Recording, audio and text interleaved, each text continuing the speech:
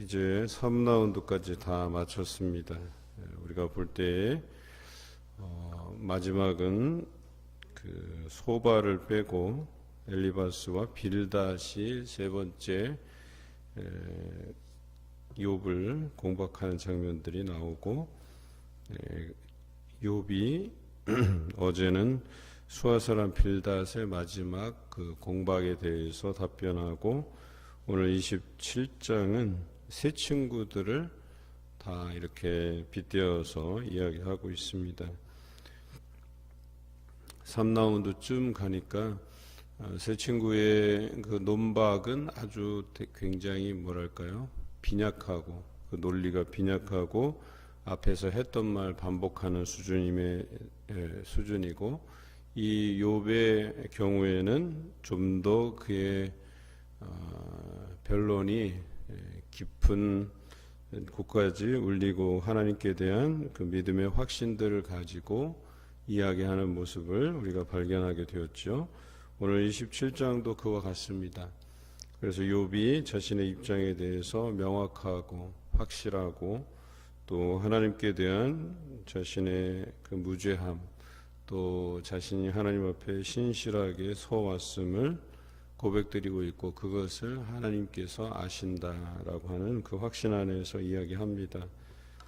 욥이 이렇게 이야기하죠. 나의 정당함을 물리치신 하나님, 나의 영혼을 괴롭게 하신 전능자의 사심을 두고 맹세하노니. 그래서 맹세한다라는 개념이 좀 우리에게 오해가 될 법한데요, 확신 있는 마음에, 그러니까 확신을 가지고 이야기한다, 이런 표현이에요. 자신이 겪고 있는 이 고난이 하나님께로부터 왔다, 이것에 대한 확신을 가지고 있는 거예요. 자신의 죄와 무관하게 하나님께서 자신을 어떤 목적으로, 어떤 용도로서 고난을 주신 것이다. 특히 내가 하나님 앞에 정당했음에도 불구하고 그것을 뒤로하고 하나님께서 나에게 주신 고난을 내가 안다, 이런 표현이죠. 사실 이쯤 돼야 돼요. 우리의 신앙이라고 하는 것이, 내가 받는 이 고난이 내가 하나님 앞에 온전히 성실하게 행했음에도 불구하고 나에게 이런 고난이 주어지는구나 라고 하는 이 정도의 신앙이 되어야 된다는 거죠. 그런데 주어진 고난 앞에서 내가 잘못했구나, 실수했구나, 내가 지금까지 잘못 살았구나, 이렇게 살아간다고 한다면 그냥 아주 평범한 삶이죠. 우리의 어리석음으로 인해서 날마다 죄에 넘어지고 쓰러지고 또 타협하고, 그런 삶에서 하나님께서 우리를 깨우치시기 위해서 나를 치시고 나를 고난 가운데, 광야 가운데 내몰아 가시는, 참 이런 삶은 피곤한 삶이에요, 사실은. 그런데 내가 하나님 앞에 온당하게 정당하게 살았음에도 불구하고 내게 주신 고난, 그리고 그것은 일정 부분 하나님의 그 목적하심이 있다 라고 하면 내가 그것을 받아들이고 인내하고 참고, 그리고 이 고난이 지나가고 나면 하나님께서 내게 주실 예비하심이 있다라고 하면 이것이 참 우리로서, 신앙인으로서 즐거운 삶이 아닐까, 그것이 온전한 삶이 아닐까 하는 생각을 해보죠. 그런데 제일 나쁜 것은 뭐예요? 돌이킬 수 없는 삶이죠.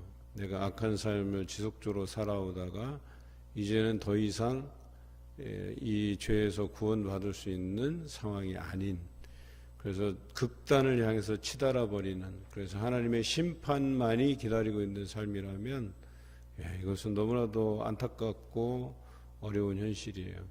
여기까지 가지 말아야 돼요. 우리는 적어도 우리는 어리석고 연약하고 또 세상과 자주 타협해서 넘어지고 쓰러지더라도 그때마다 나를 깨우쳐 주시는 그 하나님의 말씀으로 인해서 하나님 앞에 내가 더 가까이 나아갈 수 있는 삶을 향해서 달려나가면 좋아요.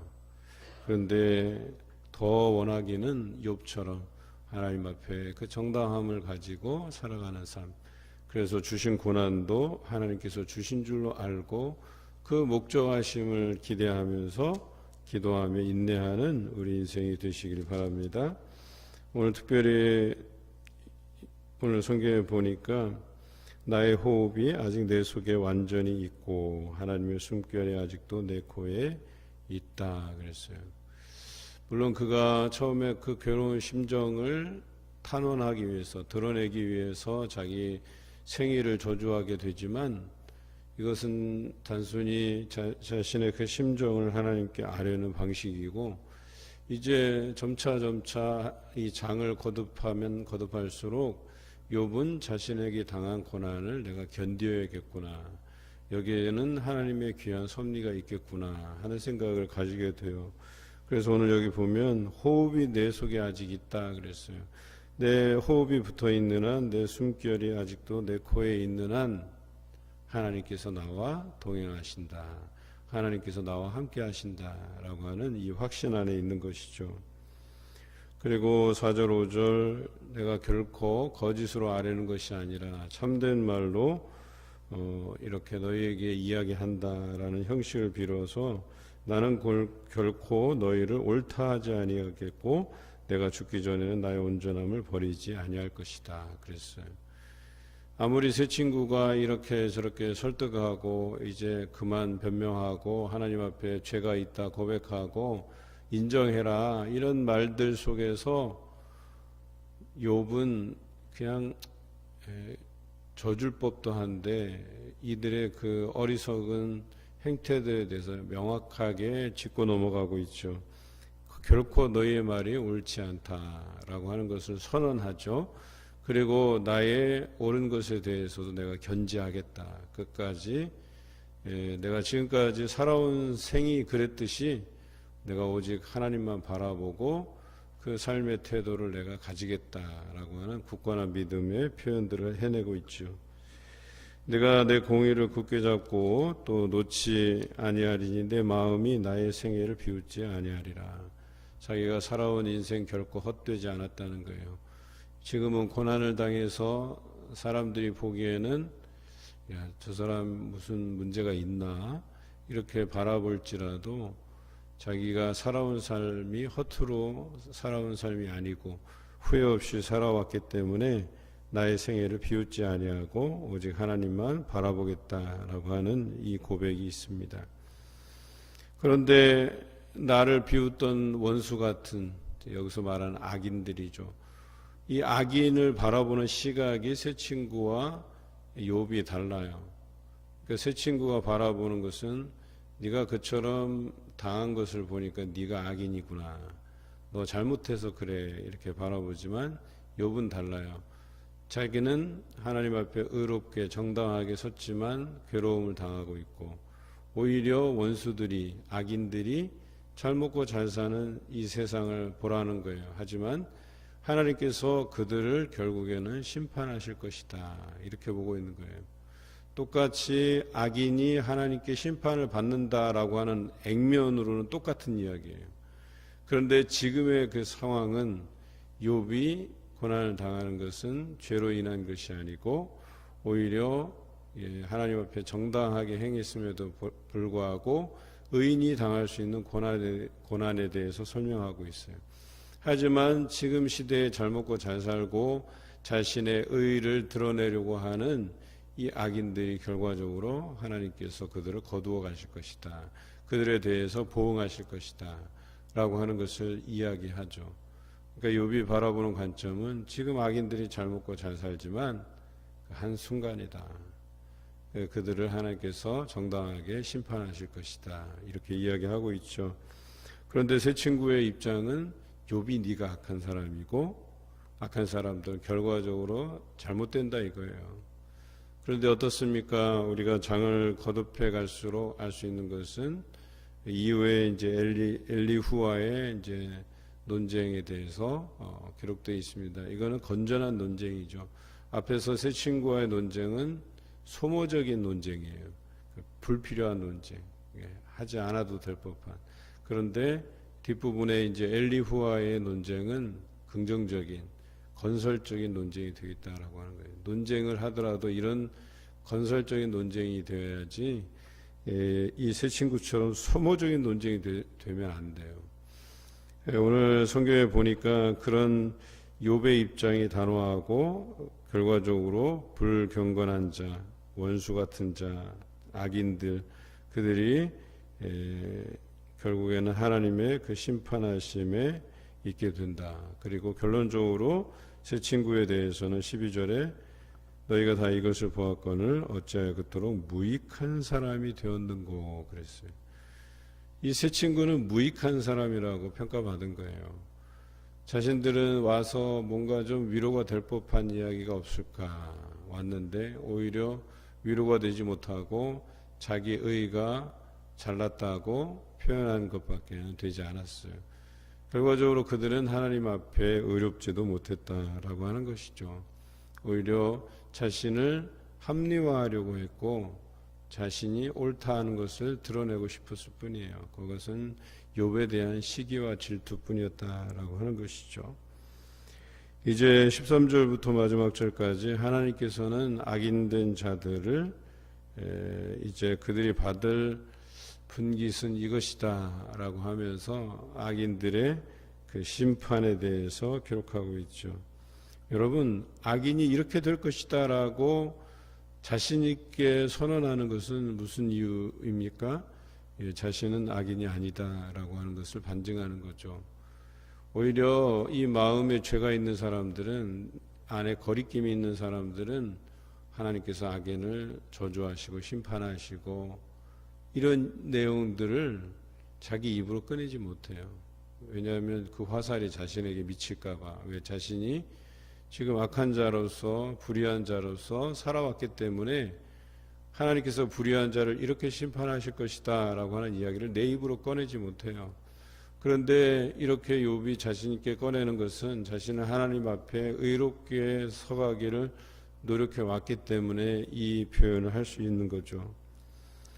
13절에 보니 악인이 하나님께 얻을 분깃 포악자가 전능자에게서 받을 산업은 이것이라 하면서 이제 시작을 하죠.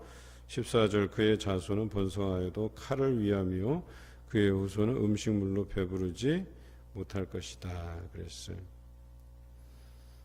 그의 자손이 번성해도 결과적으로 부정한 방법으로 번성한 것이고 결국에는 그의 자손이 그 음식물로 인해서 배부르지 못할 것이다 라고 기록되어 있죠. 시편은 다른 표현들로 기록되어 있어요. 하나님께서 사랑하시는 자에게는 평안히 잠을 주시고 또 그에게 얻을 분깃들을 통해서 그것을 얻고 누릴 수 있게 하신다. 이런 표현으로 시편은 노래하고 있거든요. 반면에 악한 이들은 어떻게 해요? 집을 지어도 집을 짓는 것이 헛되고 성을 지키는 자, 파수하는 자들이 있어도 그 파수꾼의 수고로움이 헛되고 아침부터 저녁 늦게까지 일해도 그 일에서 얻은 것이 무익하고 이렇게 기록하고 있어요. 그러나 하나님과 동행하는 사람들은 하나님께서 사랑하심으로 평안히 잠을 주시는도다 이렇게 기록하고 있잖아요. 그런데 오늘 성경에 보니까 악한 자들이 그래요. 욥의 고백이 성경적인 고백이에요. 결과적으로 그들이 평안히 잠을 누리지도 못할 것이다. 두 다리 쭉 뻗고 잠을 잘 수도 없을 것이고 또 심지어 그들이 얻은 것으로 누리면서 먹고 마시지 못할 것이다. 이렇게 표현하고 있는 것이죠. 15절에 그 남은 자들은 죽음의 병이 돌 때에 묻히리니 그들의 과부들이 울지 못할 것이며 보통은 누군가가 죽어나가면 슬퍼하고 우는 것이 정상인데 그 과부된 자가 울지 못할 것이다. 그런 게 뭐예요? 그 남은 자 미망인조차도 뭐예요? 저 사람이 정당하게 하나님의 벌을 받고 갔구나. 딱 이렇게 인정할 만큼 된다 이거예요. 누가 보더라도 저 사람은 너무 그 행한 일이 악함으로 인해서 하나님께서 치셔서 그 생애를 다했구나라고 하는 것을 명확히 보게 하신다 이런 표현이에요. 그래서 자기의 친족이라 할지라도 자기의 가족이라 할지라도 그 죽음에 대해서 억울한 면이 없는 거예요. 그냥 아쉬워할 것도 없고 눈물 흘릴 일도 없고 저렇게 살다 그냥 갔구나 그냥 이 정도로 끝난다라고 하는 거예요. 악인의 삶이라고 하는 것이. 16절에 그가 비록 은을 티끌같이 쌓고 의복을 진흙같이 준비할지라도 그가 준비한 것을 의인이 입을 것이요 그의 은은 죄 없는 자가 차지할 것이다. 그들이 헛된 재물을 쌓지만 결과적으로 그것을 누리는 사람들은 누구다? 하나님을 잘 섬기고 믿는 사람들이 누리게 될 것이다 라고 하는 것이에요. 여러분, 하나님 없이 내가 수고로이 아무리 세상의 재물을 쌓는다 한들 여러분 그게 손에 잡힐 것 같다라고 생각하지 마세요. 그 평생 다 쓰지도 못할 재물들 다 모아서 뭐 할 거예요. 하나님의 의는 의대로 드러내지 못하고 나는 죄된 삶에서 부정한 방법으로 그렇게 쌓아놓은 재물들 쓰지도 못하고 죽을 텐데 결과적으로 그것을 얻는 자는 하나님을 잘 섬기고 믿는 사람들이 얻게 될 것이다. 성경은 이야기합니다. 여러분 이것을 우습게 우리가 받아들이면 안 돼요. 우리 믿는 사람들이 살아가는 방식은 의로서 살아가는 거예요. 믿음으로서 살아가는 거예요. 그래서 의인은 오직 믿음으로 말미암아 살리라고 성경은 분명히 기록하고 있어요. 하나님께서 믿음으로 살아가는 자들을 그냥 내버려 두시지 아니하신다라고 하는 것이에요. 이것에 대해서 결코 의심하지 말아야 된다라고 하는 것이죠. 저희가 한때 굉장히 가난하게 살았어요. 저희 아버님 어머님이 저희 세 자녀들을 그렇게 키워가기 위해서 참 어려움을 많이 겪으셨어요. 또 뭐 직업도 이제 여러 번 바꾸셨죠. 또는 짐차를 운전하시기도 하고 일용직 노동자로 일하시기도 하고 또 여러 식당을 운영하시기도 하고 그래서 겨우겨우 우리 먹고 살 정도 뭐 크게 빚내지 않고 우리들이 이렇게 열심히 또 공부하게 하시고 또 학교 다닐 수 있도록 이렇게 살아왔던 것 같아요. 그래도 항상 빠듯했어요. 그냥 다른 사람들처럼 이렇게 누리면서 생활하지 못했던 것 같아요. 그런데 우리 어머니 별세하시기 전에 늘 기도했던 것은 그냥 지금 살아가고 있는 삶에 대한 만족감, 감사함에 대한 표현들이 많았어요. 뿐만 아니라 우리 자녀들이 믿음 가운데 행하면 하나님께서 반드시 그들에게 복 주고 형통하게 하시리라고 하는 그런 믿음이 있으셨어요. 그래서 우리에게 살아가는 방식은 오직 믿음으로 살아가도록 그렇게 가르치시기도 했죠. 우리 세 자녀가 그래서 아마 믿음의 길로 달려오지 않았나 그런 생각을 해봐요. 그런데 먹고 살만 하니까 이제 또 사랑하는 사람들이 곁을 떠나고 그럼에도 불구하고 그것이 우리 한 인생사에서 벌어지는 일들이고 우리에게 다가오는 그 고난 우리가 그 고난들을 믿음으로 잘 인내하고 또 살다 보면 또 우리에게 주시는 은혜가 있으려니 하고 지금까지 걸어온 것이에요. 한순간도 이것이 우리의 어떤 잘못 살아온 인생의 결과라고 생각을 해본 적이 없어요. 그냥 하나님께 열심히 다가서고 믿음으로 기도하고 또 그러면 하나님께서 그 어려운 중에서도 채워가시고 인도해 주심을 날마다 경험하며 살아온 인생이었습니다. 그렇다고 해서 우리의 인생이 다 의로우냐? 그렇지 않다는 것이죠.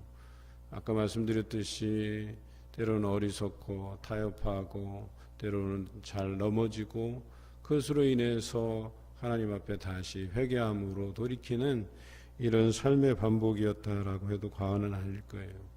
그럼에도 불구하고 감사한 것은 악인으로 정죄받고 그의 결말이 하나님께 받을 심판밖에 없다라고 하는 이런 인생이 아님을 감사할 뿐이죠. 아마도 여러분들도 같은 심정일 것 같습니다. 이제 욥이 이 고백해낸 것처럼 의인이 피할 길이 없어서 결과적으로 내가 이 땅에서 부자가 돼서 또 여러 가지 누릴 것 다 누려가면서 이제 하나님이 부르시는 그날에 이렇게 죽었을 때 장사되었을 때 그가 눈을 떠본 적 아무것도 없다라고 하는 고백처럼 19절의 고백처럼 한순간에 자고 일어나 보니까 자기가 쌓은 그 재물들 또 그 모든 지위들 이런 게 하루아침에 싹 다 그냥 아침에 있다가 없어지는 안개처럼 그냥 다 없어지는 거예요. 아무것도 없다라고 하는 표현이 저는 참 마음에 와닿는 것 같아요. 여러분, 그냥 아침에 생겼다가 없어질 안개처럼 그것들을 쌓아 놓을 필요가 없는 거예요, 사실. 여러분, 그거 잘 쌓아서 우리 자녀들 잘 먹고 잘 살게 해야지. 과연 그럴까요? 어제 우리 충건이가 늦게까지 독서실에서 공부하고 제가 이제 요즘 매일 11시 반쯤 되면 아이를 데리러 가요. 근데 그 친구 이야기를 해요. 근데 그 친구네가 되게 잘 산대요.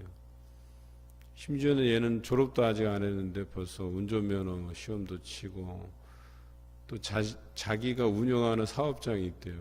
고등학교를 졸업하지도 않은 애가. 그래서 월 수익이 한 200만 원씩 난대요. 자기 이름으로. 자기가 관리하는 사업장이 있다는 거예요. 그러면서 아빠 엄마랑 뭐 다퉜는데 뭐 말도 안 하고 지내고 있고 뭐 하여튼 얘기를 이렇게 쭉 들어보니까 그냥 콩가루 집안이야, 내가 볼 때는. 근데 돈은 확실히 많은 것 같아. 뭔가 쌓아놓은 게 많은 것 같아요. 그런데 생각해 보니까 참 저렇게 사는 게 의미 있을까? 또 부모된 자로서 자녀가 그런 삶을 살아가게 내버려 두는 게 의미가 있을까? 꿈이 있을까? 이런 표현들을 해보는 거예요. 제가 듣기에는 미안한 얘기지만 그냥 망나니 하나 집에서 키우는 듯한 느낌? 또 그 망나니는 부모의 은공과 그 은혜도 잘 모르고 배은망덕하게 자라는 것 같은 그런 느낌이 들었어요. 여러분, 결과적으로 어때요? 악인은 바람에 나는 겨와 같은 거예요. 그냥 한순간에 훅 날아가 버리는 거예요. 바람 불면. 재물이라고 하는 거 욥을 통해서도 보잖아요. 의인도 그를 단련하기 위해서 한 방에 다 그냥 날려버리시잖아요. 하나님께서. 어쩌면 욥이 자신이 그 자녀들 또 그 재산들에 집착하며 살아왔으면 못 견뎠을 거예요. 이 고난이. 아마 스스로 목숨을 끊었을 수도 있고 못 견뎠을 거예요. 그런데 그것에 집착하지 않았기 때문에 오직 그에게 희망이 되고 소망이 되시는 하나님만 붙들고 살아왔을 거예요. 그 고백이 오늘 나와 있는 거예요. 자기가 하나님 앞에 정당하게 잘 살았다. 그거 하나 붙들고 있는 거거든요. 그런데 잘 생각해 보세요. 결과적으로는 잃은 것이 없어요. 하나님 붙잡으면 결과적으로 잃은 것이 없는 거예요. 주신 이도 여호와시요 거두어 가시는 이도 여호와시니. 우리가 이 진리 안에서 살면 오늘 하루하루를 살아갈 때 때로는 어려워도 하나님께서 자족할 만한 은혜로 채워주시고 때로는 풍족하게 채워주셔도 그것에 집착하지 않고 연연하지 않고 나누면서 살 수 있는 거예요. 그것이 그리스도인으로서 살아가는 방식이다라고 하는 것이죠. 욥이 그렇게 살아왔어요. 많은 사람들에게 덕을 쌓고 하나님의 살아계심을 날마다 증거하면서 그의 삶을 통해서 보여줬던 사람이에요. 또 고난이 닥쳐와도 우리가 아직은 거기까지 안 나갔지만 결과적으로 그 고난을 이겨내고 하나님께서 2배로 복을 주시는 그 장면들을 우리가 이제 묵상하게 될 텐데 그렇습니다. 다 회복시켜 주시고 하나님께서 그를 의롭게 세워주시는 장면으로 그 인생을 마감하게 되는 것이죠. 이 앞에 세 친구와의 이 논박 또 엘리후와의 논쟁 이 2가지 사건이 기록되어 있지 않는다면 되게 단순한 스토리예요. 이거는 그냥 조금 어려웠다가 하나님께서 그를 의롭게 여겨서 잘되게 하셨다. 이 스토리인데 지루하리만큼 세 친구와의 논박 또 엘리후와의 논쟁 또 변론을 통해서 우리의 인생사를 여기 한번 담아본 거예요. 우리는 어떻게 살아가고 있는가. 오늘 여러분들도 이 욥의 고백처럼 내가 다 잃은 것 같지만 내가 여호와 하나님 한 분만을 붙들고 살아가면 다 얻은 것과 같다라고 하는 인생의 진리를 깨닫고 살아가신 여러분 되시기를 주님의 이름으로 기원합니다.